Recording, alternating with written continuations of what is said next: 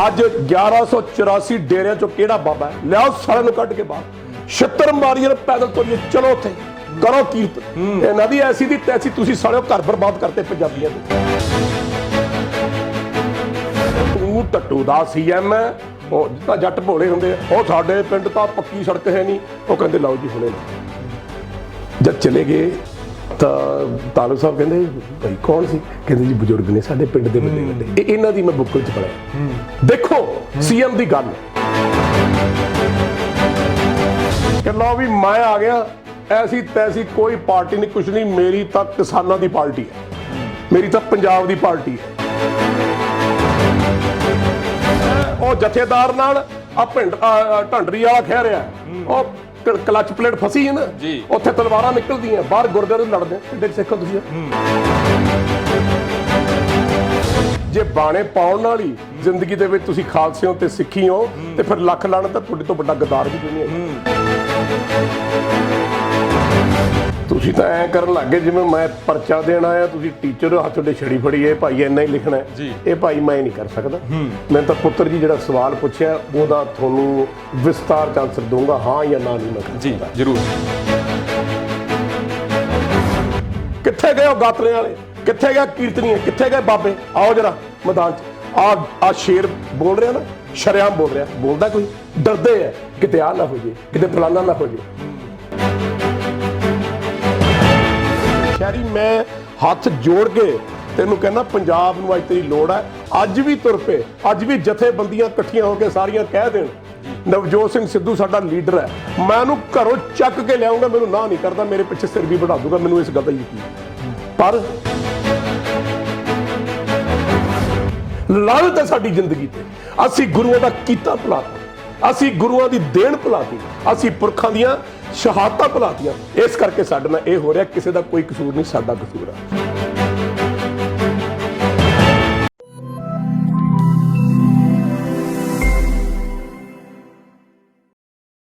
ਸਤਿ ਸ਼੍ਰੀ ਅਕਾਲ ਜੀ, ਮੈਂ ਰਤਨਦੀਪ ਸਿੰਘ ਧਾਲੀਵਾਲ ਤੇ ਤੁਸੀਂ ਦੇਖ ਰਹੇ ਹੋ ਆਰਐਮਬੀ ਟੈਲੀਵਿਜ਼ਨ।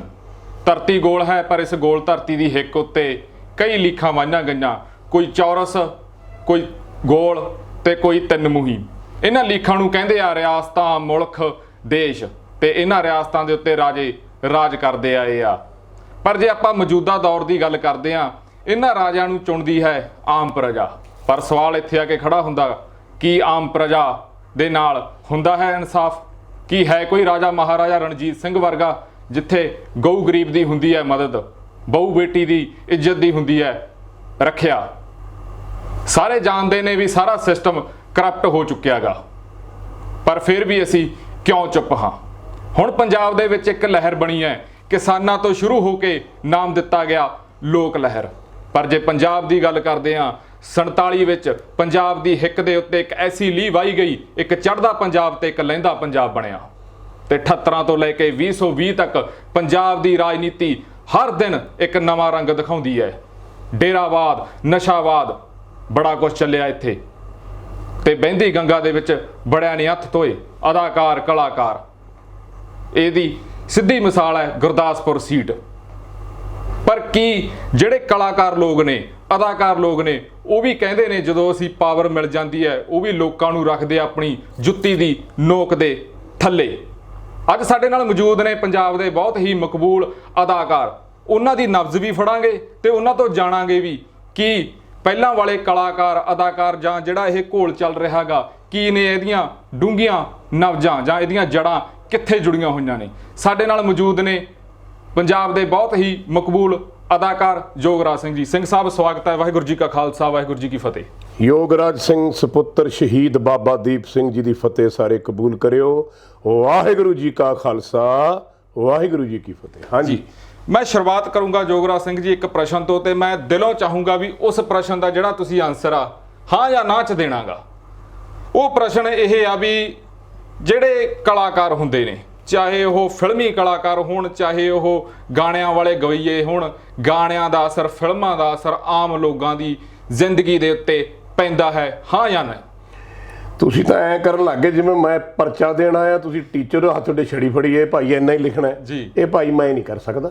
ਮੈਂ ਤਾਂ ਪੁੱਤਰ ਜੀ ਜਿਹੜਾ ਸਵਾਲ ਪੁੱਛਿਆ ਉਹਦਾ ਤੁਹਾਨੂੰ ਵਿਸਤਾਰ ਚ ਆਨਸਰ ਦਊਂਗਾ, ਹਾਂ ਜਾਂ ਨਾ ਨਹੀਂ ਮੈਂ ਕਰ ਜੀ, ਸਕਦਾ ਜ਼ਰੂਰ। ਕਿਉਂਕਿ ਕਈ ਚੀਜ਼ਾਂ ਤੁਸੀਂ ਵੀ ਨਹੀਂ ਜਾਣਦੇ, ਜੀ। ਸੋ ਮੈਂ ਤੁਹਾਨੂੰ ਤੋਂ ਵਾਕਿਫ ਕਰਾਊਂਗਾ। ਦੇਖੋ ਜੀ ਇੱਕ ਕੁੱਤਾ ਸੀ ਜੀ ਪਿੱਪਲ ਥੱਲੇ ਬੈਠਾ ਜੀ। ਸੀ, ਉਹ ਗੱਲ ਫੜ ਲਿਓ ਇਹਦੇ ਚੋਂ ਜੇ ਜੀ। ਫੜਨੀ ਹੈ ਤਾਂ, ਜੀ। ਕਿਉਂਕਿ ਤੁਸੀਂ ਇੰਟੈਲੀਜੈਂਟ ਬੰਦੇ ਲੱਗਦੇ ਹੋ। ਜੀ ਬੜੀ ਧੁੱਪ ਪੈ ਰਹੀ ਸੀ, ਰੇਗਿਸਤਾਨ। ਜੀ ਉਹਨੇ ਅਰਦਾਸ ਕੀਤੀ, ਹੇ ਗੁਰੂ ਮਹਾਰਾਜ, ਹੇ ਨਿਰੰਕਾਰ ਪਿਤਾ, ਜੀ ਮੇਰੇ ਛੋਟੇ ਛੋਟੇ ਬੱਚੇ, ਜੀ। ਮੇਰੀ ਬੀਬੀ 20 ਕੋਹ ਤੇ ਰਹਿੰਦੀ ਹੈ, ਜੀ ਮੈਨੂੰ ਕੋਈ ਸਹਾਰਾ ਦੇ, ਬਹੁਤ ਗਰਮੀ ਹੈ, ਮੈਂ ਮਰ ਜਾਊਂਗਾ, ਮੇਰਾ ਕੁਛ ਕਰ।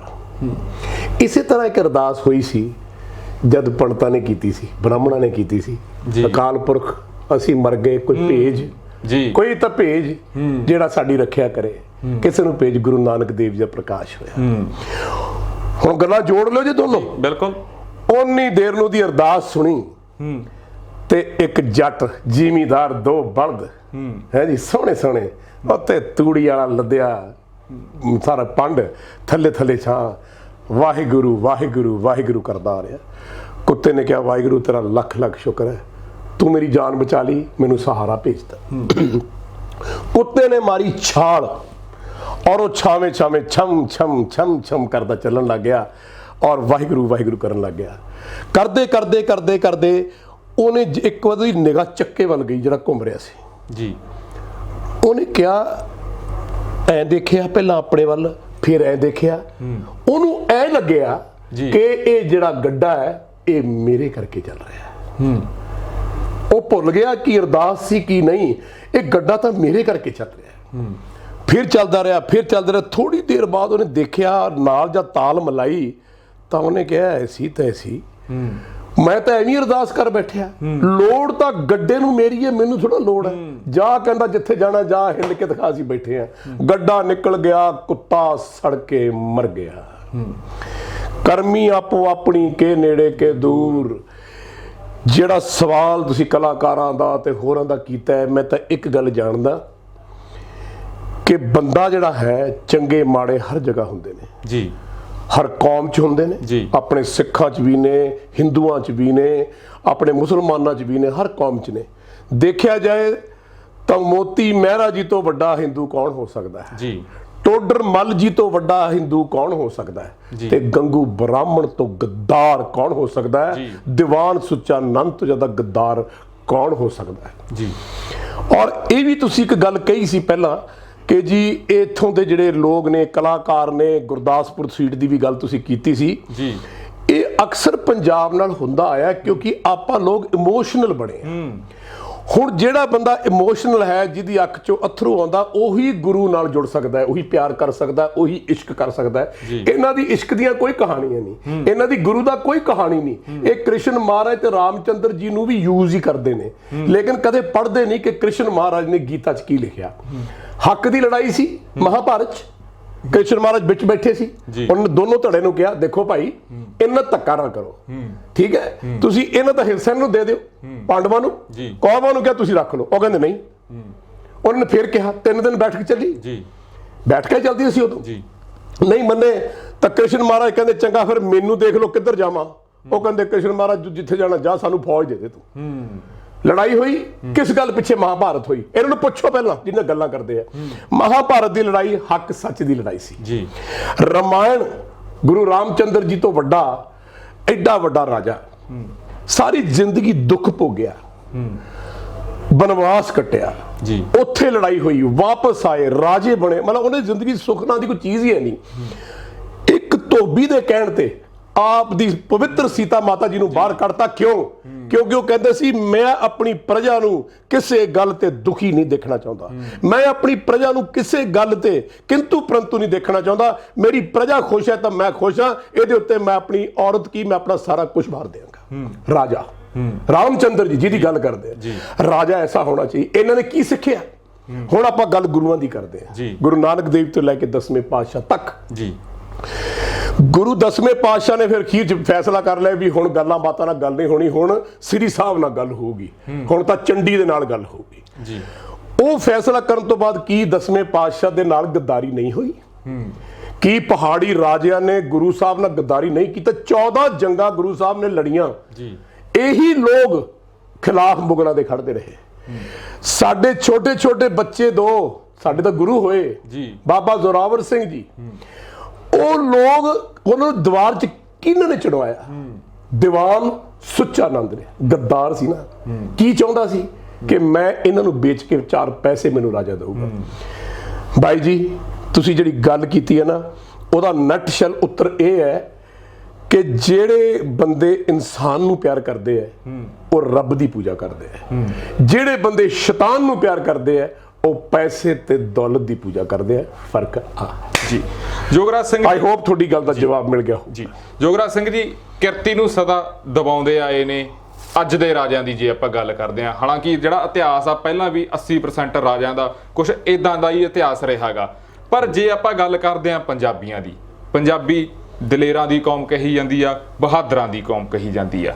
ਜੇ ਅੱਜ ਦਾ ਆਪਾਂ ਨੌਜਵਾਨ ਦੇਖਦੇ ਆ, ਨੌਜਵਾਨ ਆਹ ਲਹਿਰ ਦੇ ਵਿੱਚ ਬੜਾ ਜਾਗਰੂਕ ਔਰ ਗੱਦਾਰਾਂ ਦੀ ਕੌਮ ਵੀ ਕਹੀ ਜਾਂਦੀ ਹੈ, ਬੜਾ ਜਾਗਰੂਕ ਹੋਇਆਗਾ।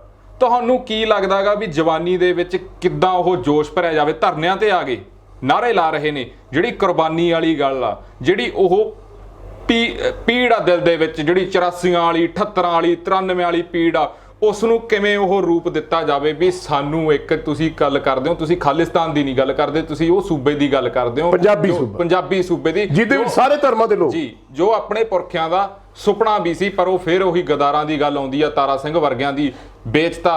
ਤੁਹਾਨੂੰ ਕੀ ਲੱਗਦਾ ਵੀ ਅਸਲੀ ਜਿਹੜੀ ਨਬਜ਼ ਆ ਉਹ ਕਿਵੇਂ ਫੜੀਏ ਨੌਜਵਾਨਾਂ ਦੀ? ਗੁਰੂ ਸਾਹਿਬ ਨੇ ਸਿੱਖ ਸਾਜਿਆ, ਸਿੱਖ ਜਦ ਸਾਜਿਆ ਤਾਂ ਉਦੋਂ ਸਾਰੇ ਹਿੰਦੁਸਤਾਨ ਦੇ ਵਿੱਚ ਮੁਗਲਾਂ ਦਾ ਰਾਜ ਸੀ ਜੀ। ਕੀ ਕਿਹਾ? ਤੂੰ ਭਾਈ ਸਵੇਰੇ ਦੁਪਹਿਰੇ ਸ਼ਾਮ ਰੱਬ ਨੂੰ ਧਿਆਉਣਾ ਹੈ, ਬਾਣੀ ਪੜ੍ਹਨੀ ਹੈ, ਪਾਠ ਕਰਨਾ ਜੀ। ਆ ਤੈਨੂੰ 5 ਕਕਾਰ ਦਿੱਤੇ, ਤੂੰ ਪਾਉਣੇ ਹੈ ਜੀ। ਔਰ ਤੂੰ ਸਾਫ ਸੁਥਰਾ ਖਾਲਸਾ ਬਣ ਕੇ ਰਹਿਣਾ। ਖਾਲਸਾ ਮੀਨ ਖਾਲਿਸ ਕੋਈ ਵੀ ਹੋ ਸਕਦਾ। ਖਾਲਸਾ ਦਾ ਮਤਲਬ ਇਹ ਨਹੀਂ ਹੁੰਦਾ ਪੱਗ ਬੰਨੀ ਹੈ, ਦਾੜਾ ਰੱਖਿਆ ਤੇ ਗਾਤਰਾ ਪਾਇਆ। ਖਾਲਸ ਆਤਮਾ ਹੁੰਦੀ ਹੈ। ਸਿੰਘ ਸ਼ੇਰ ਹੁੰਦਾ ਹੈ, ਸਿੱਖ ਸਟੂਡੈਂਟ ਹੁੰਦਾ ਹੈ ਜਿਹੜਾ ਆਪਣੇ ਗੁਰੂ ਦੀ ਟੀਚਰ ਦੀ ਗੱਲ ਮੰਨਦਾ। ਮੈਂ ਇਹਨੂੰ ਇਦਾਂ ਲੈਣਾ ਜੀ, ਬਿਲਕੁਲ ਮੈਂ ਇਦਾਂ ਹੀ ਸੋਚਦਾ, ਔਰ ਮੈਨੂੰ ਇਹਦੇ ਉੱਤੇ ਕੁੰਤੂ ਪਰੰਤੂ ਦੀ ਲੋੜ ਵੀ ਨਹੀਂ ਕਿਸੇ ਦੀ।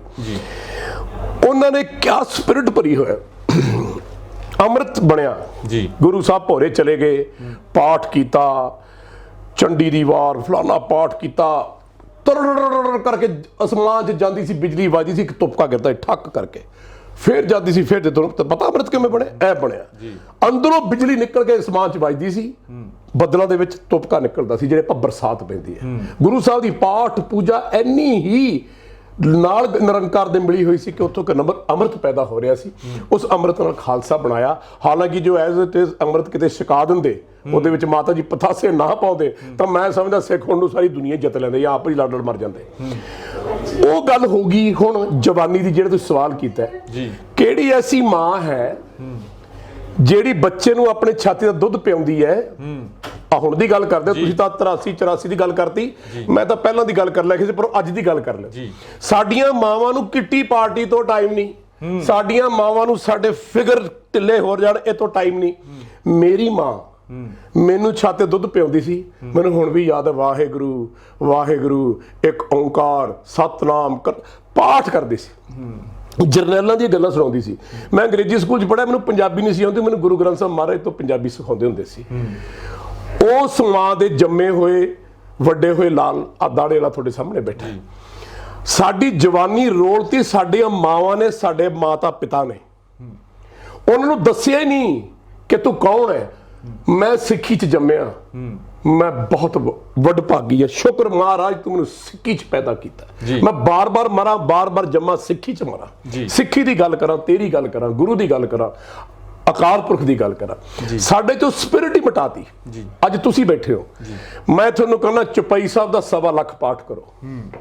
ਬੇਟਾ ਜੀ ਮੇਰੇ ਪਿਆਰਿਓ, ਤੁਸੀਂ 1.25 ਲੱਖ ਪਾਠ ਕਰਨ ਵਾਸਤੇ ਤੁਹਾਨੂੰ ਰੋਜ਼ ਨਿਤਨੇਮ 4 ਵਾਰੀ ਕਰਨਾ ਪੈਣਾ।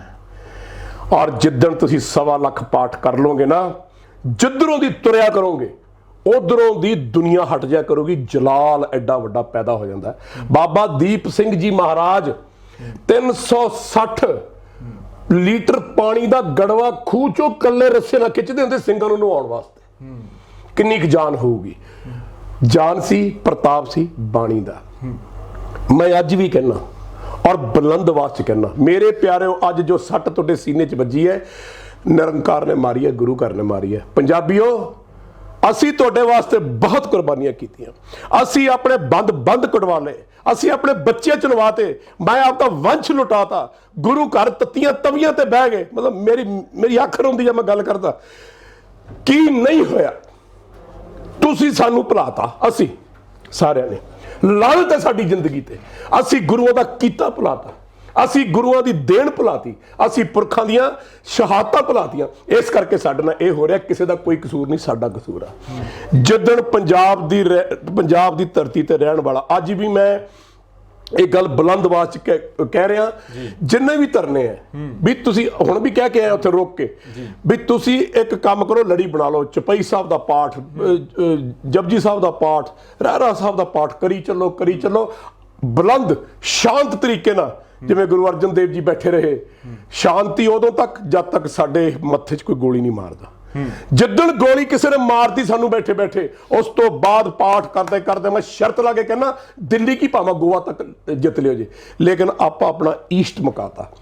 ਜਦ ਇੱਕ ਬੱਚਾ ਆਪਣੇ ਪਿਓ ਦੀ ਉਂਗਲ ਛੱਡ ਕੇ ਪਾਸੇ ਹੁੰਦਾ ਨਾ ਕਾਕਾ ਜੀ, ਉਦੋਂ ਉਹ ਸਮੁੰਦਰ ਤੇ ਇਸ ਦੁਨੀਆ ਦੇ ਭਵ ਸਾਗਰ ਦੇ ਵਿੱਚ ਡੁੱਬ ਜਾਂਦਾ ਹੈ।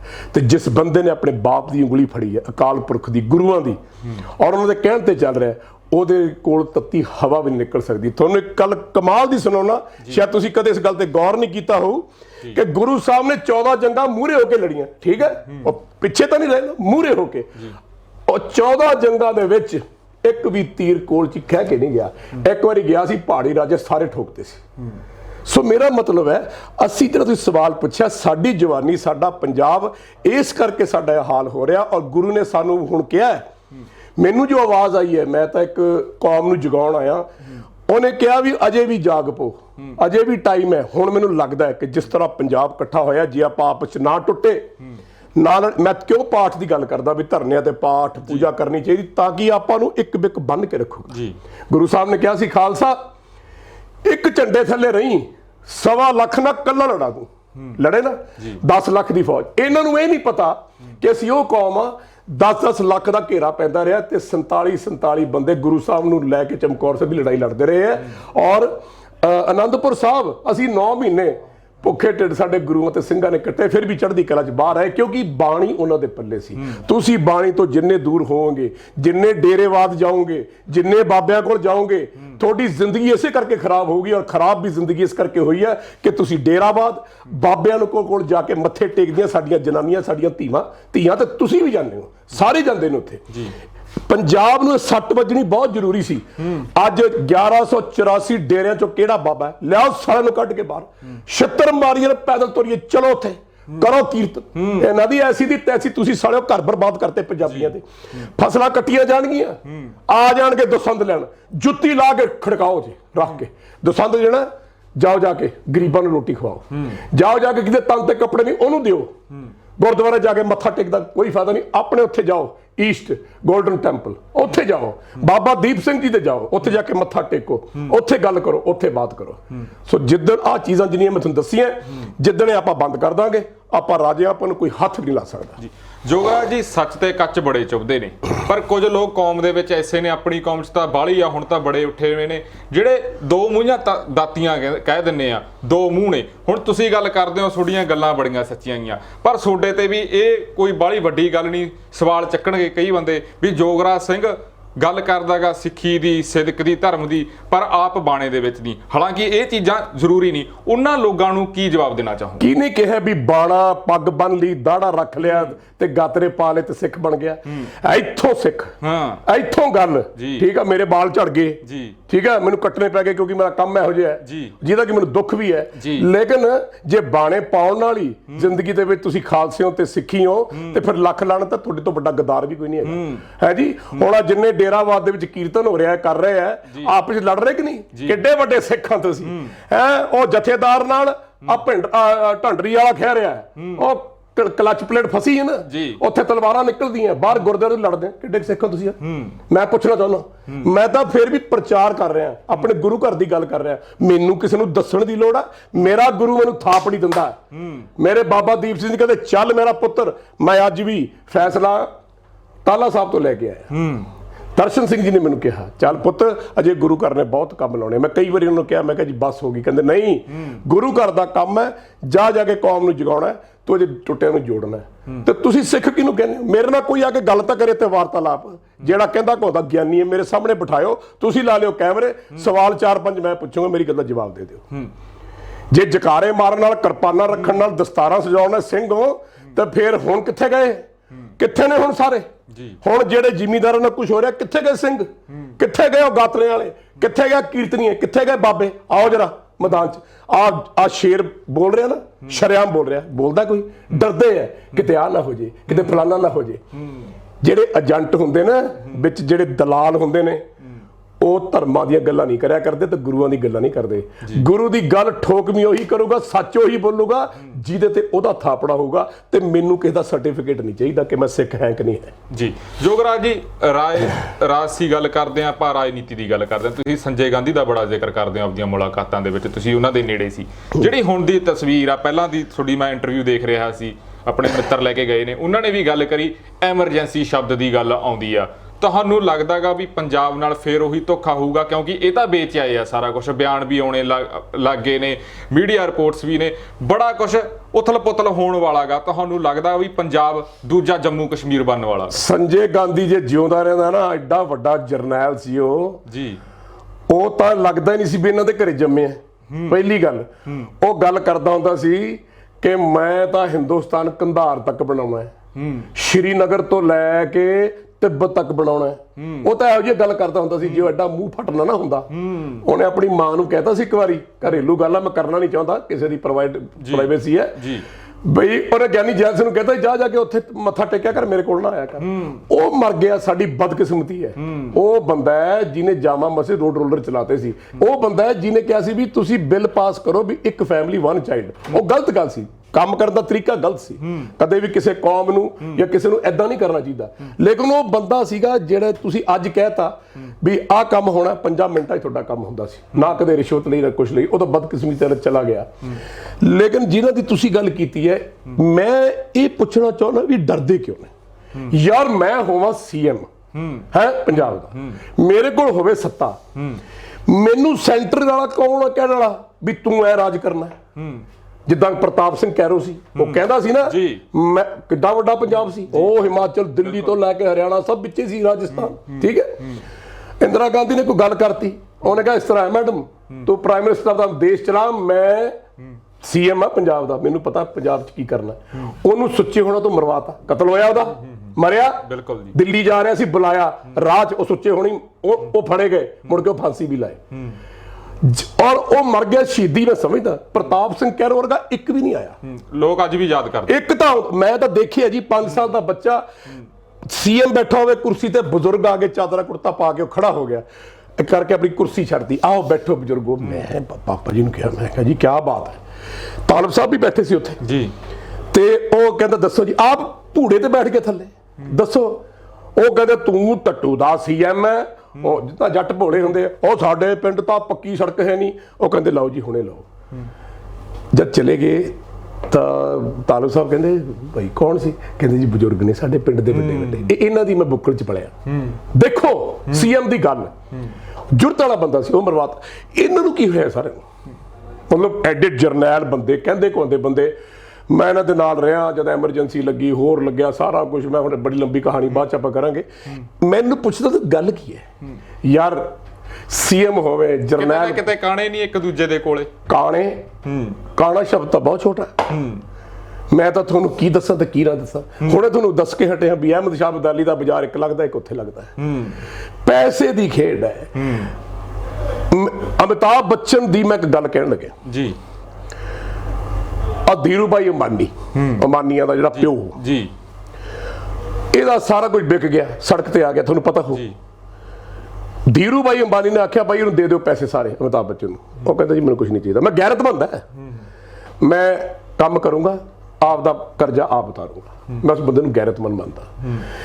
ਇਹ ਜ਼ਿੰਦਗੀ ਦੇ ਵਿੱਚ ਜਦ ਕਿਤੇ ਇਹਨਾਂ ਦਾ ਨੁਕਸਾਨ ਹੋ ਜਾਂਦਾ ਹੈ, ਜਿਹੜੀ ਪਾਰਟੀ ਇਹਨਾਂ ਨੂੰ ਸੰਭਾਲ ਲੈਂਦੀ ਹੈ, ਇਹ ਉਹਦੇ ਗੁਲਾਮ ਹੋ ਜਾਂਦੇ ਨੇ। ਉਹ ਯਾਰ ਕਿਸੇ ਨੇ ਤੇਰੇ ਤੇ ਅਹਿਸਾਨ ਕੀਤਾ, ਵੈਰੀ ਗੁੱਡ, ਪਰ ਅਹਿਸਾਨ ਤੇ ਵਿਚਾਰਧਾਰਾ ਦੋ ਅਲੱਗ-ਅਲੱਗ ਚੀਜ਼ਾਂ ਹੈ।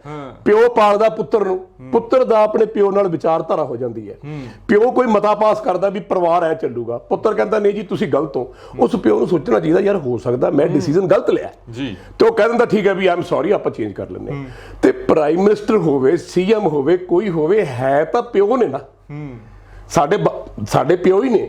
ਤੇ ਜੇ ਇਹਨਾਂ ਨੂੰ ਕੋਈ ਚੀਜ਼ ਨਹੀਂ ਚੰਗੀ ਲੱਗਦੀ, ਜੇ ਇਹਨਾਂ ਨੇ ਕੋਈ ਬਿੱਲ ਬਣਾਇਆ ਜਾਂ ਬਿੱਲ ਇਹਨਾਂ ਨੇ ਪੇਸ਼ ਕੀਤਾ ਹੈ ਔਰ ਇੰਨੀ ਐਜੀਟੇਸ਼ਨ ਹੋ ਰਹੀ ਹੈ, ਪਿਓ ਨੂੰ ਚਾਹੀਦਾ ਚੰਗਾ ਵੀ ਬੱਚਿਓ ਮੈਂ ਤਾਂ ਸ਼ਾਇਦ ਚੰਗਾ ਹੀ ਸੋਚਿਆ ਸੀ, ਹੋ ਸਕਦਾ ਮੈਂ ਗਲਤ ਹੋਵਾਂ, ਆ ਲਓ ਪਾੜਤਾ, ਤੁਸੀਂ ਖੁਸ਼ ਰਹੋ, ਲੈ ਬੱਲੇ ਬੱਲੇ ਹੋ ਜੂਗੀ, ਸਾਰੇ ਮੋਢੇ ਤੇ ਚੱਕ ਲੈਣਗੇ। ਲੇਕਿਨ ਮੈਂ ਇੱਕ ਸਵਾਲ ਪੁੱਛਣਾ ਚਾਹੁੰਦਾ ਜੀ, ਪੰਜਾਬ ਦੀ ਧਰਤੀ ਨੇ ਤੁਹਾਡਾ ਕੀ ਵਿਗਾੜਤਾ?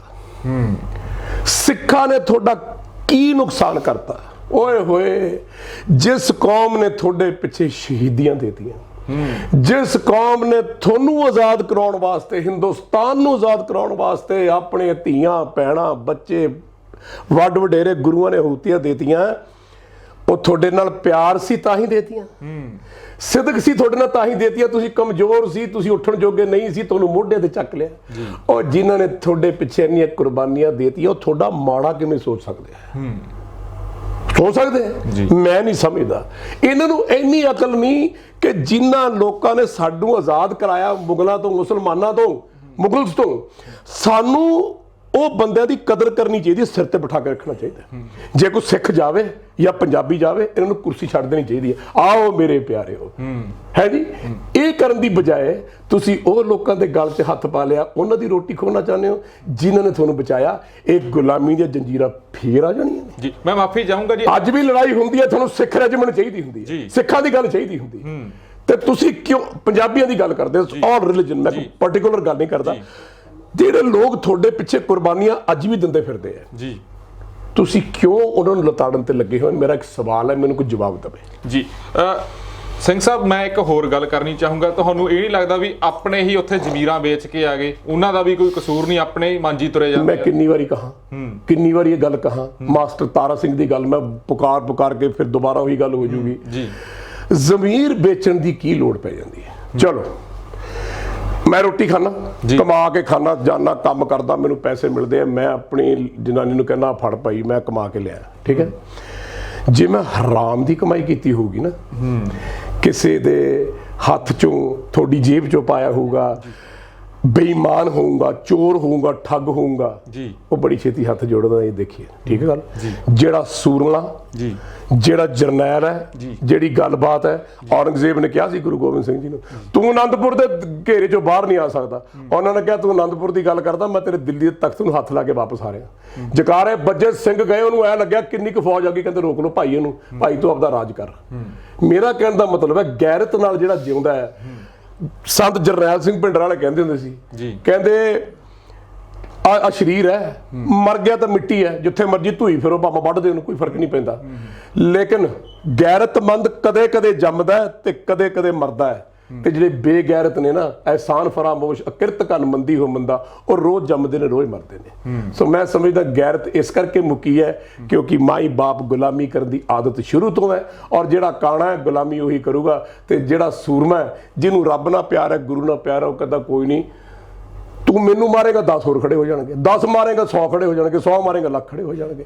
ਅੱਜ ਪੰਜਾਬ ਦੀ ਧਰਤੀ ਤੇ ਜਿੱਦਣ ਗੋਲੀ ਚੱਲੀ, ਜਿੱਦਣ ਇੱਕ ਵੀ ਕਿਸਾਨ ਦੇ ਮੱਥੇ 'ਚ ਗੋਲੀ ਵੱਜੀ ਜਾਂ ਕੋਈ ਇੱਥੇ ਸ਼ਹੀਦ ਹੋਇਆ ਇਹਨਾਂ ਦੀ ਗੋਲੀ ਨਾਲ, ਤੁਸੀਂ ਦੇਖਣਾ ਇਹ ਪੰਜਾਬ ਦੀ ਧਰਤੀ ਖੂਨ ਦੀ ਇੰਨੀ ਕੁ ਪਿਆਸੀ ਹੈ, ਇੱਥੇ ਕਰੋੜਾਂ ਅਰਬਾਂ ਸ਼ਹੀਦ ਖੜੇ ਹੋ ਜਾਣਗੇ ਤੇ ਫਿਰ ਇਹਨਾਂ ਤੋਂ ਹਿੰਦੁਸਤਾਨ ਸੰਭਾਲਿਆ ਨਹੀਂ ਜਾਣਾ। ਇਸ ਕਰਕੇ ਕਦੇ ਵੀ ਆਪਣੇ ਉਸ ਪੁੱਤਰ ਨੂੰ ਨਹੀਂ ਛੇੜੀਦਾ ਹੁੰਦਾ ਜਿਹੜਾ ਪੁੱਤਰ ਤੁਹਾਡੇ ਪਿੱਛੇ ਕੁਰਬਾਨ ਹੋਇਆ ਹੋਵੇ। ਜੀ ਜੋਗਰਾਜ ਜੀ, ਜੇ ਆਪਾਂ ਗੱਲ ਕਰਦੇ ਹਾਂ ਇਸ ਢਾਂਚੇ ਦੀ, 3 ਬਿੱਲ ਆਏ ਨੇ ਅਮਰੀਕਾ ਦੇ ਵਿੱਚ, 5-5 ਹਜ਼ਾਰ ਕਿੱਲਿਆਂ ਵਾਲੇ ਕਿਸਾਨਾਂ ਨੇ ਖੁਦਕੁਸ਼ੀ ਕੀਤੀ ਆ, ਇਹ ਔਨ ਰਿਕਾਰਡ ਆ। ਪਰ ਦੂਜੇ ਪਾਸੇ ਗੱਲ ਇਹ ਵੀ ਆਉਂਦੀ ਆ ਵੀ ਬਿੱਲੀ ਦੇ ਗੱਲ ਟੱਲੀ ਬੰਨਣੀ ਆ ਤੇ ਬੰਨੂਗਾ ਕੌਣ? ਹਾਲਾਂਕਿ ਜਿਹੜੀ ਦਿੱਲੀ ਤੇ ਦਿੱਲੀ ਹੈ, ਬੜੀ ਛੇਤੀ ਢਹਿੰਦੇ ਨੇ, ਬੜੀ ਛੇਤੀ ਮਰਦੇ ਨੇ। ਤੁਹਾਨੂੰ ਲੱਗਦਾ ਵੀ ਪੰਜਾਬੀ ਇਸ ਵਾਰ ਬੰਨਣਗੇ ਟੱਲੀ? ਪਹਿਲੀ ਗੱਲ ਤਾਂ ਜਵਾਬ ਜਿਹੜਾ ਤੁਸੀਂ ਅਮਰੀਕਾ ਦੀ ਗੱਲ ਕੀਤੀ ਹੈ, ਉੱਥੇ ਵੀ ਇਹ ਪ੍ਰਾਈਵੇਟੇਸ਼ਨ ਬਿੱਲ ਆਇਆ ਸੀ, ਕੱਲਾ ਅਮਰੀਕਾ 'ਚ ਨਹੀਂ ਆਇਆ, ਯੂਰਪ ਦੇ ਵਿੱਚ ਆਇਆ ਸੀ, ਆਸਟ੍ਰੇਲੀਆ, ਹਰ ਜਗ੍ਹਾ ਆਇਆ ਸੀ। ਔਰ ਅਲਟੀਮੇਟਲੀ ਉਹਨਾਂ ਨੇ ਮਹਿਸੂਸ ਕੀਤਾ ਵੀ ਇਹ ਗਲਤ ਹੈ, ਠੀਕ ਹੈ ਜੀ। ਉਹਨਾਂ ਨੇ ਉਹ ਬਿੱਲ ਵਾਪਸ ਲੈ ਲਿਆ, ਖਤਮ ਕਰਦਾ। ਇਨਸਟੈਡ ਉਹਨਾਂ ਨੇ ਕੀ ਕੀਤਾ, ਉਹਨੇ ਜ਼ਿਮੀਂਦਾਰ ਨੂੰ ਕਿਹਾ ਸੀ ਤੈਨੂੰ 95% ਸਬਸਿਡੀ ਦਿੰਦੇ ਆ ਜੀ, ਠੀਕ ਹੈ, ਤੂੰ ਫਸਲ ਬੀਜਣੀ ਹੈ, ਆ ਲੈ ਪੈਸੇ, ਆ ਲੈ ਔਜ਼ਾਰ, ਆ ਲੈ ਸਰ। ਆਸਟ੍ਰੇਲੀਆ 'ਚ ਅੱਜ ਵੀ ਤੁਸੀਂ ਜ਼ਮੀਨ ਲਓ ਤਾਂ ਤੁਹਾਨੂੰ ਗਵਰਨਮੈਂਟ ਸਬਸਿਡੀ ਦਿੰਦੀ ਹੈ, ਅਮਰੀਕਾ 'ਚ, ਇੰਗਲੈਂਡ 'ਚ। ਅਗਲੀ ਫਸਲ ਜੋਗੇ ਪੈਸੇ ਆ ਲੈ, ਤੇ ਤੋਂ ਕੋਈ ਵਿਆਜ ਨਹੀਂ, ਕੁਛ ਨਹੀਂ, ਤੂੰ ਐ ਕਰੀ ਜਦ ਫਸਲ ਤੇਰੀ ਵਿਕੂਗੀ 10% ਤੂੰ ਗਵਰਨਮੈਂਟ ਨੂੰ ਦੇਦੀ। ਕਿੰਨੀ ਸੋਹਣੀ ਗੱਲ ਹੈ। ਤੁਸੀਂ ਆਪਣੇ ਪੁੱਤਰ ਨੂੰ, ਜਿਹੜਾ ਅੰਨਦਾਤਾ ਹੈ, ਜਿਹੜਾ ਤੁਹਾਡਾ ਢਿੱਡ ਭਰ ਰਿਹਾ ਹੈ, ਤੁਸੀਂ ਉਹਨੂੰ ਕਹੋ ਸਗੋਂ ਇਹ ਚਾਹੀਦਾ ਭਾਈ ਤੁਹਾਡੀ ਫਸਲ ਅਸੀਂ ਇੰਨੇ ਪੈਸੇ ਚ ਲਵਾਂਗੇ, ਅਗਲੀ ਫਸਲ ਜੋਗੇ ਪੈਸੇ ਤੁਹਾਨੂੰ ਦੇਵਾਂਗੇ। ਇਹੀ ਚਾਹੀਦਾ। ਜੇ ਜੱਟ ਨੂੰ ਆਪਾਂ ਜ਼ਿਮੀਂਦਾਰ ਨੂੰ ਇੰਨਾ ਕਾਇਮ ਕਰ ਦਈਏ ਤਾਂ ਉਹ ਤਕੜਾ ਹੋ ਜੇ। ਸੋ ਆਈ ਥਿੰਕ ਇਹ ਬਹੁਤ ਜ਼ਰੂਰੀ ਹੈ। ਜੇ ਤੁਸੀਂ ਇਹ ਸੋਚਣ ਲੱਗ ਜਾਓ ਤਾਂ ਤੁਹਾਨੂੰ ਹਮੇਸ਼ਾ ਹੀ ਬਾਦਸ਼ਾਹ ਦਰਵੇਸ਼ ਗੁਰੂ ਗੋਬਿੰਦ ਸਿੰਘ ਕੁਛ ਤਾਂ ਸਿੱਖ ਲਓ। ਬਾਦਸ਼ਾਹ ਤਖਤ ਤੋਂ ਤਾਜ ਦਾ ਮਾਲਕ, ਫਿਰ ਹੋਵੇ ਦਰਵੇਸ਼। ਦਰਵੇਸ਼ ਵੀ ਐਸਾ ਹੋਵੇ ਕਿ ਭਾਈ ਮੇਰਾ ਸਾਰੀ ਪ੍ਰਜਾ ਨੇ ਰੋਟੀ ਖਾ ਲਈ, ਕੋਈ ਦੁਖੀ ਤਾਂ ਨਹੀਂ, ਫਿਰ ਰਾਤ ਨੂੰ ਤੈਨੂੰ ਨੀਂਦ ਆਵੇ, ਫਿਰ ਤੂੰ ਰਾਜਾ। ਇਹ ਰਾਜਾ ਹੈ। ਇਹੋ ਜਿਹੇ ਰਾਜੇ ਹੁੰਦੇ ਜਿਹੜੇ ਆਪਣੇ ਦਾ ਖੂਨ ਚੂਸਦੇ ਆ, ਜਿਹਨੂੰ ਦਰਦ ਹੀ ਕੋਈ ਨਹੀਂ। ਮੈਂ ਤੁਹਾਡੇ ਨਾਲ ਪਿਆਰ ਕਰਦਾ, ਤੂੰ ਭਾਈ ਤੂੰ ਰੋਟੀ ਖਾ ਲਈ, ਤੂੰ ਠੀਕ ਹੈ, ਤੈਨੂੰ ਕੋਈ ਤਕਲੀਫ ਤਾਂ ਨਹੀਂ, ਤੂੰ ਕਹ ਨਹੀਂ ਜੀ ਮੈਨੂੰ ਆਹ ਤਕਲੀਫ ਹੈ, ਆਹ ਲੈ ਫੜ, ਆਪਦਾ ਸਾਰ ਲੈ। ਸੋ ਮੈਂ ਸਮਝਦਾ ਇਹ ਗੈਰਤ ਦੀ ਗੱਲ ਹੈ, ਔਰ ਜਿੱਥੇ ਗੈਰਤ ਮੁੱਕ ਜੇ ਉੱਥੇ ਸਭ ਕੁਝ ਮੁੱਕ ਜਾਂਦਾ ਹੁੰਦਾ ਜੀ। ਰਾਜਨੀਤੀ ਮਾੜੀ ਚੀਜ਼ ਨਹੀਂ, ਰਾਜਨੀਤੀ ਲੋਕਾਂ ਨੇ ਮਾੜੀ ਚੀਜ਼ ਬਣਾਤੀ, ਇਹਨਾਂ ਲੀਡਰਾਂ ਨੇ ਮਾੜੀ ਚੀਜ਼ ਬਣਾਤੀ। ਜੇ ਤੁਹਾਨੂੰ ਮੌਕਾ ਮਿਲਿਆ ਆਓਗੇ ਰਾਜਨੀਤੀ 'ਚ? ਪਹਿਲੀ ਗੱਲ ਤਾਂ ਇਹ ਵੀ ਰਾਜਨੀਤੀ ਬਿਲਕੁਲ ਮਾੜੀ ਚੀਜ਼ ਨਹੀਂ ਜੀ। ਪੋਜ਼ਿਟਿਵ ਲੋਕ ਬਹੁਤ ਹੋਏ ਨੇ ਜੀ, ਚੰਗੇ ਰਾਜਾ ਹਰੀਸ਼ ਚੰਦਰ ਜੀ, ਰਾਜਾ ਹਰੀਸ਼ ਚੰਦਰ ਜੀ ਗੁਰੂ ਰਾਮਚੰਦਰ ਜੀ ਦੇ ਪਿਤਾ ਜੀ, ਉਹ ਦਾਨ ਦਿਆ ਕਰਦੇ ਸੀ ਜੀ, ਤੇ ਦਾਨ ਦੇ ਕੇ ਹੱਥ ਜੋੜ ਕੇ ਤੇ ਇਦਾਂ ਥੱਲੇ ਰੋ ਕੇ ਅੱਖ ਚੋਂ ਹੰਝੂ ਨਿਕਲ ਜਾਂਦਾ ਸੀ। ਤੁਲਸੀਦਾਸ ਜੀ ਨੂੰ ਗੱਲ ਪਤਾ ਲੱਗੀ, ਉਹਨਾਂ ਨੇ ਚਿੱਠੀ ਲਿਖੀ, ਹੇ ਰਾਜਾਨ, ਇਹ ਤੂੰ ਕਿੱਥੋਂ ਸਿੱਖਿਆ ਹੈ, ਇਹ ਕਲਾ ਕਿੱਥੋਂ ਸਿੱਖੀ ਹੈ ਕਿ ਦਾਨ ਵੀ ਦਿੰਨਾ ਤੇ ਸ਼ਰਮਿੰਦਾ ਹੋ ਕੇ ਰੋਣਾ ਵੀ ਹੈ। ਉਹਨਾਂ ਨੇ ਵਾਪਸ ਚਿੱਠੀ ਲਿਖੀ, ਕਹਿੰਦੇ ਦੇਣ ਵਾਲਾ ਕੋਈ ਹੋਰ ਹੈ, ਲੈਣ ਵਾਲਾ ਵੀ ਉਹਦਾ ਬੰਦਾ। ਲੋਕ ਸਮਝਦੇ ਨੇ ਕਿ ਦਾਨ ਮੈਂ ਦੇ ਰਿਹਾ, ਇਸ ਕਰਕੇ ਮੈਂ ਸ਼ਰਮਿੰਦਾ ਹੋ ਕੇ ਮੇਰੀ ਅੱਖ ਚੋਂ ਹੰਝੂ ਨਿਕਲ ਆਉਂਦੇ। ਦੇਖੋ ਰਾਜਾ ਕੈਸਾ ਹੋਣਾ ਚਾਹੀਦਾ, ਮੈਂ ਤਾਂ ਹੁਣ ਉਹ ਗੱਲ ਕਰ ਰਿਹਾ ਜਿਹੜੀ ਇਹਨਾਂ ਨੂੰ ਕਰਨੀ ਚਾਹੀਦੀ ਹੈ। ਜੇ ਇਹ ਮਹਾਭਾਰਤ ਰਾਮਾਇਣ ਦੇ ਗੱਲਾਂ ਕਰਦੇ, ਤੁਸੀਂ ਕੀ ਸਿੱਖਿਆ, ਕੀ ਸਿੱਖਿਆ? ਕਦੇ ਰਾਮਚੰਦਰ ਜੀ ਨੇ ਕਿਹਾ ਸੀ ਵੀ ਆਹ ਧਰਮ ਅਪਣਾਓ, ਕਦੇ ਕ੍ਰਿਸ਼ਨ ਮਹਾਰਾਜ ਨੇ ਕਿਹਾ ਸੀ ਆਹ ਧਰਮ ਅਪਣਾਓ। ਕ੍ਰਿਸ਼ਨ ਮਹਾਰਾਜ ਸਭ ਦੇ ਹੈ, ਰਾਮਚੰਦਰ ਜੀ ਸਭ ਦੇ ਹੈ, ਗੁਰੂ ਸਾਡੇ ਸਾਰਿਆਂ ਦੇ ਹੈ, ਪੀਰ ਪੈਗੰਬਰ ਸਾਰਿਆਂ ਦੇ, ਰਿਸ਼ੀ ਮੁਨੀ ਸਾਰਿਆਂ ਦੇ ਹੈ। ਸੋ ਜੇ ਸਾਰਿਆਂ ਦੇ ਹੈ ਤਾਂ ਹੀ ਫਿਰ ਗੁਰੂ ਸਾਹਿਬ ਨੇ ਕਿਹਾ ਨਾ ਏਕ ਨੂਰ ਤੇ ਸਭ ਜਗ ਉਪਜਿਆ ਕੌਣ ਭਲੇ ਕੋ ਮੰਦੇ।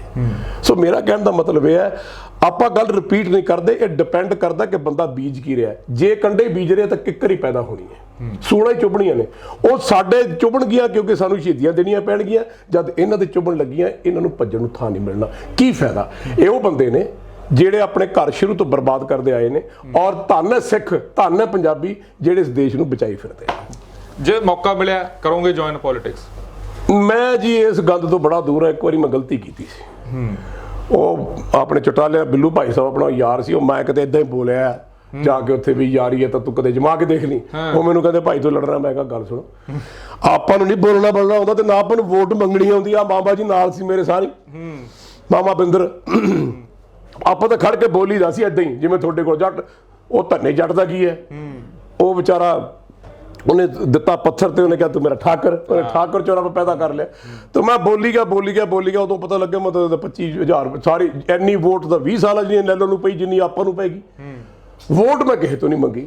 ਉਹ ਮੈਂ ਉਸ ਤੋਂ ਬਾਅਦ ਕਿਹਾ, ਮੈਂ ਕਿਹਾ ਚੰਗਾ ਮਾਮਾ ਹਾਰ ਗਏ ਆਪਾਂ। ਘਰਦਿਆਂ ਨੂੰ ਕਿਹਾ, ਮੈਂ ਕਿਹਾ ਇਹ ਤਾਂ ਕੰਮ ਬਹੁਤ ਕਸੂਤਾ ਹੈ। ਜੇ ਕਿਤੇ ਆਪਾਂ ਨੂੰ ਪਾਰਲੀਮੈਂਟ 'ਚ ਜਾਣਾ ਪੈ ਜਾਂਦਾ, ਜਿਵੇਂ ਲੜਦੇ ਨੇ, ਮੈਂ ਤਾਂ ਇੱਕ ਅੱਧਾ ਰੋਜ਼ ਹੀ ਢਾਇਆ ਹੁੰਦਾ ਤੇ ਮੈਨੂੰ ਸਸਪੈਂਡ ਕਰਕੇ ਅੰਦਰ ਕਰ ਦਿੰਦੇ ਤਾਂ। ਸੋ ਮੈਂ ਆਇਆ ਜੀ ਬਾਜ, ਹਾਂ ਮੈਂ ਤੁਰ ਸਕਦਾ ਆਪਣੇ ਕਿਸਾਨਾਂ ਨਾਲ, ਆਪਣੇ ਪੰਜਾਬ ਦੇ ਲੋਕਾਂ ਨਾਲ। ਆਪਣੇ ਕੋਲ ਬੜੇ ਵੱਡੇ ਜਰਨੈਲ ਨੇ, ਜਥੇਬੰਦੀਆਂ ਕੋਲ ਬੜੇ ਚੰਗੇ ਬੰਦੇ ਆ।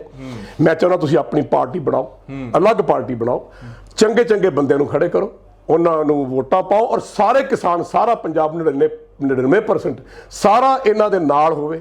ਕਿਸਾਨਾਂ ਦੇ ਆਪਣੇ ਨਵੇਂ ਬੰਦੇ ਖੜੇ ਕਰੋ। ਜਿਹੜੇ ਆਪਣੇ ਜਥੇਬੰਦੀਆਂ ਨੇ 31-32, ਇਹਨਾਂ ਕੋਲ ਬੜੇ ਅੱਛੇ ਬੰਦੇ ਨੇ ਜਿਹੜੇ ਗਏ ਸੀ ਦਿੱਲੀ, ਉਹਨਾਂ ਨੂੰ ਖੜੇ ਕਰੀਏ ਆਪਾਂ। ਹੋਰ ਬੰਦਿਆਂ ਨੂੰ ਖੜੇ ਕਰੀਏ, ਯੰਗ ਜਨਰੇਸ਼ਨ ਨੂੰ ਖੜਾ ਕਰੀਏ, ਔਰ ਇਲੈਕਸ਼ਨ ਲੜੀਏ।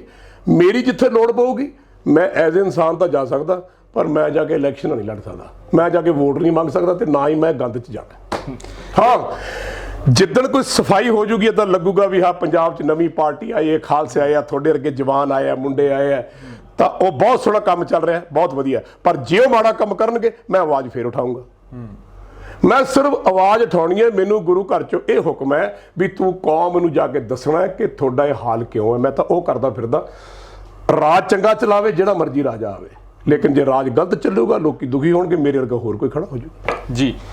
ਜੇ ਲੋਕਾਂ ਨੂੰ ਜਗਾਉਣਾਗਾ, ਢੋਲ ਨਹੀਂ ਵੱਜਦਾ ਪਰ ਢੋਲ ਦੇ ਕੋਲੇ ਆ ਕੇ ਖੜੇ ਹੋ ਜਾਓ। ਨਵਜੋਤ ਸਿੰਘ ਸਿੱਧੂ ਬੜਾ ਵੱਡਾ ਨਾਂ ਗਾ, ਤੁਸੀਂ ਮੁਲਾਕਾਤਾਂ ਦੇ ਵਿੱਚ ਕਹਿੰਦੇ ਹੋ ਵੀ ਮੈਂ ਉਹਨਾਂ ਦੇ ਟਰਸਟ ਕਰਦਾ, ਕੁਝ ਵਧੀਆ ਕਰਨਗੇ, ਬੋਲ ਵੀ ਨਹੀਂ ਰਹੇ। ਕੀ ਤੁਹਾਨੂੰ ਲੱਗਦਾ ਹਜੇ ਵੀ ਉਹੀ ਬੱਚਾ ਜਿਹੜਾ ਤੁਸੀਂ ਹੱਥਾਂ ਦੇ ਵਿੱਚ ਖੜਾਇਆ ਸੀ? ਕਿਉਂਕਿ ਵੱਡੇ ਹੁੰਦੇ ਹੁੰਦੇ ਇਨਸਾਨ ਦੇ ਬੜੇ ਚਿਹਰੇ ਹੁੰਦੇ ਨੇ। ਕਈ ਲੋਕ ਕਹਿੰਦੇ ਨੇ ਇਨਕਮ ਟੈਕਸ ਵਾਲਾ ਸੱਪ ਉੱਤੇ ਬੈਠਾਗਾ, ਬੜਾ ਪੈਸਾ ਆਉਂਦਾਗਾ ਸ਼ੂਟਿੰਗਾਂ ਦੇ ਵਿੱਚੋਂ, ਤਾਂ ਨਹੀਂ ਬੋਲਦੇ। ਕੋਈ ਕਹਿੰਦੇ ਨੇ ਗਾਂਧੀ ਪਰਿਵਾਰ ਦੇ ਨੇੜੇ ਨੇ, ਤਾਂ ਨਹੀਂ ਬੋਲਦੇ। ਭਾਈ ਬੋਲ ਤਾਂ ਪਾਓ। ਤੁਹਾਡੀ ਮੀਟਿੰਗ ਹੋਈ ਆ, ਤੁਸੀਂ ਉਹਨਾਂ ਨੂੰ ਕਿਹਾ ਨਹੀਂ ਵੀ ਭਾਈ ਬੋਲ ਤਾਂ ਲੈ? ਨਵਜੋਤ ਸਿੰਘ ਸਿੱਧੂ ਦੀ ਆਪਾਂ ਗੱਲ ਸ਼ੁਰੂ ਕਰੀਏ ਜੀ। ਕਹਿੰਦੇ ਨੇ ਕਿ ਗੁਰੂ ਸਾਹਿਬ ਨੇ ਜਾਪ ਸਾਹਿਬ ਲਿਖਿਆ, ਰੱਬ ਬਾਰੇ ਲਿਖਿਆ, ਤਾਂ ਮੈਂ ਸਮਝਦਾ ਜਿਸ ਬੰਦੇ ਨੂੰ ਤੁਸੀਂ ਰੋਜ਼ ਉੱਠਦੇ ਬੈਠਦੇ ਹੋ, ਗੱਲਬਾਤ ਕਰਦੇ ਹੋ, ਉਸ ਬੰਦੇ ਨੂੰ ਜਾਣਦੇ ਹੋ, ਤਾਂ ਉਹਦੇ ਬਾਰੇ ਤੁਸੀਂ ਲਿਖ ਸਕਦੇ ਹੋ। ਜੀ ਬਿਲਕੁਲ। ਮੈਂ ਨਵਜੋਤ ਸਿੰਘ ਸਿੱਧੂ ਬਾਰੇ ਲਿਖ ਸਕਦਾ ਸਟਾਮ ਕਿ ਉਹ ਬੇਈਮਾਨ ਨਹੀਂ, ਉਹ ਖਾਨਦਾਨੀ ਆਦਮੀ ਹੈ। ਸਰਦਾਰ ਭਗਵੰਤ ਸਿੰਘ ਦਾ ਪੁੱਤਰ ਹੈ। ਸਰਦਾਰ ਭਗਵੰਤ ਸਿੰਘ ਜੀ ਨੇ ਮੈਨੂੰ ਇੱਕ ਵਾਰੀ ਕਿਹਾ ਸੀ, ਪੁੱਤਰ ਮੈਂ ਰਮਾ ਨਾ ਰਮਾ, ਤੂੰ ਸ਼ਾਇਰੀ ਦਾ ਖਿਆਲ ਰੱਖਣਾ। ਛੋਟਾ ਨਾਮ ਉਹਦਾ ਸ਼ਾਇਰੀ ਹੈ, ਸ਼ਾਇਦ ਤੁਹਾਨੂੰ ਨਹੀਂ ਪਤਾ ਹੋਵੇ। ਬਿਲਕੁਲ। ਮੈਂ ਉਹਨੂੰ ਛੋਟੇ ਜਿਹੇ ਨੂੰ ਖਿਡਾਇਆ ਵੀ ਹੈ, ਕ੍ਰਿਕਟ ਵੀ ਖਿਡਾਈ ਹੈ, ਘਰੇ ਵੀ ਜਾਂਦੇ ਰਹੇ ਆ, ਉਹਨੂੰ ਪਾਲਿਆ ਵੀ, ਵਿਆਹ ਵੀ ਪਿਓ ਬਣ ਕੇ ਉਹਦਾ ਕੀਤਾ ਹੈ ਜੀ। ਵੇਲੇ ਕਿ ਵੇਲੇ ਕਦੇ ਭੀੜ ਪਈ ਹੈ ਤਾਂ ਨਾਲ ਖੜਿਆ, ਮੇਰਾ ਫਰਜ਼ ਬਣਦਾ ਸੀ ਜੀ। ਮੈਨੂੰ ਇਹ ਲੱਗਦਾ ਹੈ, ਮੇਰੀ ਆਤਮਾ ਕਹਿੰਦੀ ਹੈ ਕਿ ਨਵਜੋਤ ਸਿੰਘ ਸਿੱਧੂ ਇੱਕ ਕੱਲਾ ਲੀਡਰ ਕਮ ਫਕੀਰ, ਬਹੁਤ ਪਾਠ ਪੂਜਾ ਵਾਲਾ ਬੰਦਾ, ਸ਼ਾਇਦ ਤੁਸੀਂ ਉਹਨੂੰ ਜਾਣਦੇ ਨਹੀਂ। ਉਹ ਆਦਮੀ ਹੈ ਜਿਹੜਾ 15 ਦਿਨ ਦਰਵਾਜ਼ਾ ਬੰਦ ਕਰਕੇ ਪਾਠ ਕਰਦਾ ਰਹਿੰਦਾ, ਜਾਪ ਕਰਦਾ ਰਹਿੰਦਾ। ਐਸਾ ਆਦਮੀ ਹੈ। ਉਹ ਆਦਮੀ ਦੇ ਵਿੱਚ ਇੰਨੀ ਫਾਇਰ ਹੈ, ਇੰਨੀ ਗੱਲ ਹੈ, ਇੰਨੀ ਸੱਚਾਈ ਹੈ, ਮੈਂ ਕਸਮ ਖਾ ਕੇ ਕਹਿ ਸਕਦਾ, ਬਾਕੀ ਤਾਂ ਰੱਬ ਜਾਣਦਾ, ਮੈਂ ਕੋਈ ਰੱਬ ਨਹੀਂ, ਨਾ ਕੋਈ ਫਰਿਸ਼ਤਾ, ਕਿ ਉਹ ਬੰਦਾ ਜੇ ਅੱਜ ਇੱਕ ਵਾਰੀ ਆਪਣਾ ਕਦਮ ਬਾਹਰ ਰੱਖ ਲੇ ਕਿ ਲਓ ਵੀ ਮੈਂ ਆ ਗਿਆ, ਐਸੀ ਤੈਸੀ ਕੋਈ ਪਾਰਟੀ ਨਹੀਂ, ਕੁਛ ਨਹੀਂ, ਮੇਰੀ ਤਾਂ ਕਿਸਾਨਾਂ ਦੀ ਪਾਰਟੀ ਹੈ, ਮੇਰੀ ਤਾਂ ਪੰਜਾਬ ਦੀ ਪਾਰਟੀ ਹੈ, ਮੇਰੀ ਨਵਜੋਤ ਸਿੰਘ ਸਿੱਧੂ ਪਾਰਟੀ ਹੈ, ਜਾਂ ਮੇਰੀ ਪੰਜਾਬ ਦੀ ਆਵਾਮ ਦੀ ਪਾਰਟੀ ਹੈ, ਜਾਂ ਮੇਰੀ ਨਿਰੰਕਾਰ ਪਾਰਟੀ ਹੈ, ਕੋਈ ਵੀ ਨਾਮ। ਮੈਂ ਅੱਜ ਵੀ ਕਹਿੰਦਾ ਸਿੱਧੂ ਦੇ ਮਗਰ 90% ਦੁਨੀਆ ਤੁਰ ਪਊਗੀ। 2% ਤਾਂ ਭਾਈ ਉਹ ਤਾਂ ਗੁਰੂ ਨਾਨਕ ਦੇਵ ਜੀ ਨੂੰ ਲੋਕੀ ਕਹਿੰਦੇ ਸੀ ਕਰਈਆ, ਪੱਥਰ ਮਾਰਦੇ ਸੀ, ਉਹ ਕੋਈ ਸਾਰੇ ਤਾਂ ਆਪਾਂ ਖੁਸ਼ ਨਹੀਂ ਕਰ ਸਕਦੇ, ਵਿੱਚ ਨੁਕਤਾ ਚੀਨੀ ਵਾਲੇ ਹੁੰਦੇ ਆ। ਪਰ ਜਾਂ ਤੁਸੀਂ ਜਿਹੜੀ ਗੱਲ ਕਹੀ ਹੈ ਵੀ ਬੋਲਦੇ ਨਹੀਂ, ਕੀ ਗੱਲ ਹੈ? ਦੇਖੋ, ਕਦੇ ਨਵਜੋਤ ਸਿੰਘ ਸਿੱਧੂ ਪੋਲਿਟਿਕਸ ਨਹੀਂ ਸੀ ਜਾਂਦਾ, ਮੈਂ ਜਾਣਦਾ, ਠੀਕ ਆ, ਉਹਦਾ ਮਾਈਂਡ ਸੈੱਟ ਹੀ ਨਹੀਂ ਸੀ। ਵਾਜਪਾਈ ਸਾਹਿਬ ਇਹਨੂੰ ਲੈ ਕੇ ਆਏ, ਜਦ ਮੈਨੂੰ ਪਤਾ ਲੱਗਿਆ ਤਾਂ ਮੈਂ ਬੜਾ ਹੈਰਾਨ ਹੋਇਆ। ਪਹਿਲਾਂ ਮੈਂ ਕਹਿਣ ਲੱਗਿਆ ਵੀ ਸ਼ਹਿਰੀ ਆਪਾਂ ਦੱਸ ਕੀ ਲੈਣਾ, ਚੰਗਾ ਭਲਾ ਆਪਣਾ, ਪਰ ਚਲੋ ਉਹਨੂੰ ਲੱਗਿਆ ਵੀ ਇਹਦੇ ਚ ਮਟੀਰੀਅਲ ਪ੍ਰਾਈਮ ਮਿਨਿਸਟਰ ਮਟੀਰੀਅਲ ਹੈ, ਲੀਡਰ ਮਟੀਰੀਅਲ ਹੈ। ਵਾਜਪਾਈ ਸਾਹਿਬ ਇੱਕ ਬੜੇ ਸੱਚੇ ਸੁੱਚੇ ਲੀਡਰ ਰਹੇ, ਬਹੁਤ ਵਧੀਆ ਬੰਦੇ ਸੀ। ਔਰ ਜਿਵੇਂ ਦੇਵੀ ਲਾਲ ਜੀ ਸੀ, ਇਹ ਲੋਕ ਬੜੇ ਅੱਛੇ ਲੋਕ ਰਹੇ, ਜਿੱਦਾਂ ਤੁਸੀਂ ਕਿਹਾ। ਉਸ ਤੋਂ ਬਾਅਦ ਬੀਜੇਪੀ ਵਾਸਤੇ ਕੀ ਨਹੀਂ ਕੀਤਾ, ਬਹੁਤ ਕੀਤਾ। ਉਹਨਾਂ ਨੇ ਧੱਕੇ ਮਾਰ ਕੇ ਉਹਨੂੰ ਬਾਹਰ ਕੱਢਤਾ, ਜ਼ਲੀਲ ਕਰਕੇ। ਫਿਰ ਆਮ ਆਦਮੀ ਪਾਰਟੀ ਨੇ, ਫਲਾਣੀ ਨੇ ਬਹੁਤ ਖਿੱਚਿਆ ਹੋਊਗਾ, ਮੈਨੂੰ ਇਸ ਗੱਲ ਦਾ ਨਹੀਂ ਪਤਾ ਡਿਟੇਲ। ਫਿਰ ਕਾਂਗਰਸ ਚ ਆ ਗਏ।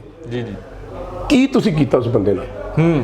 ਉਹ ਬੰਦਾ ਘਰੇ ਬੈਠਾ ਸੀ, ਕੁਝ ਨਹੀਂ ਸੀ ਕਰ ਰਿਹਾ, ਤੁਸੀਂ ਉਹਨੂੰ ਘਰੋਂ ਜਾ ਕੇ ਮਨਾ ਕੇ ਲਿਆਏ, ਤੁਹਾਡੇ ਨਾਲ ਤੁਰਿਆ, ਤੁਸੀਂ ਸਟੇਜ ਤੇ ਕੀ ਕਿਹਾ?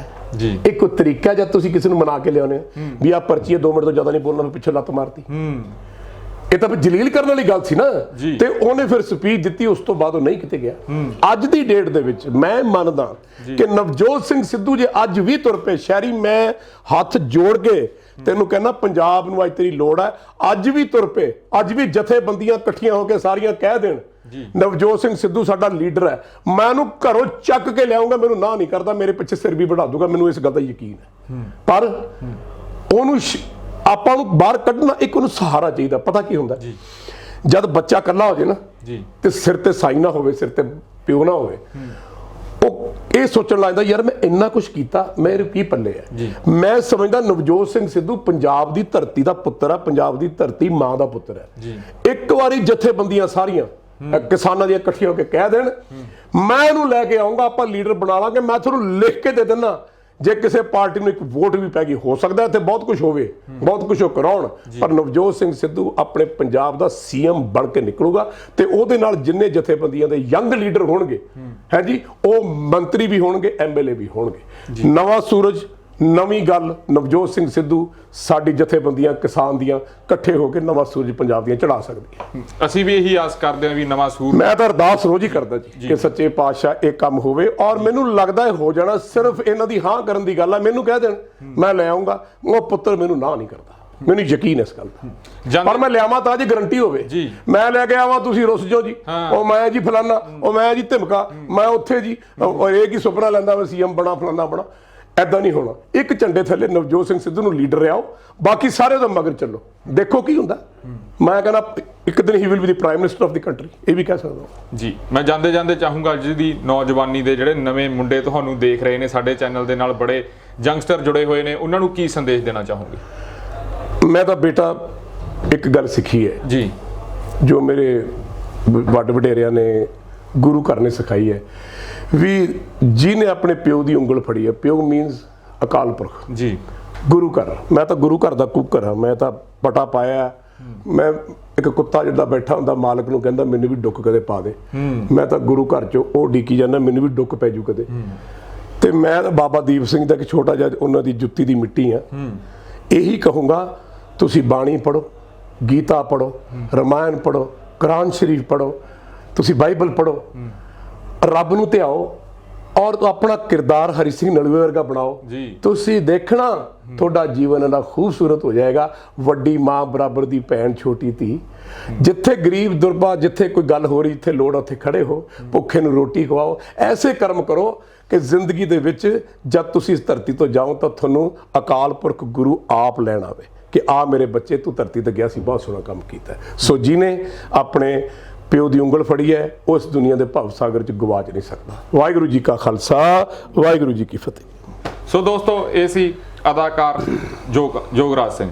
ਅੱਗੇ ਵੀ ਅਸੀਂ ਇਸ ਮੁੱਦੇ ਦੇ ਉੱਤੇ, ਕਿਸਾਨੀ ਮੁੱਦੇ ਦੇ ਉੱਤੇ ਵੱਖੋ-ਵੱਖ ਸ਼ਖਸੀਅਤਾਂ ਦੇ ਨਾਲ ਤੁਹਾਡੀ ਮੁਲਾਕਾਤ ਕਰਾਉਂਦੇ ਰਹਾਂਗੇ। ਹੁਣ ਆਪਣੇ ਦੋਸਤ ਰਤਨਦੀਪ ਸਿੰਘ ਧਾਲੀਵਾਲ ਨੂੰ ਦਿਓ ਇਜਾਜ਼ਤ। ਦੇਖਦੇ ਰਹੋ RMB ਟੈਲੀਵਿਜ਼ਨ। ਧੰਨਵਾਦ।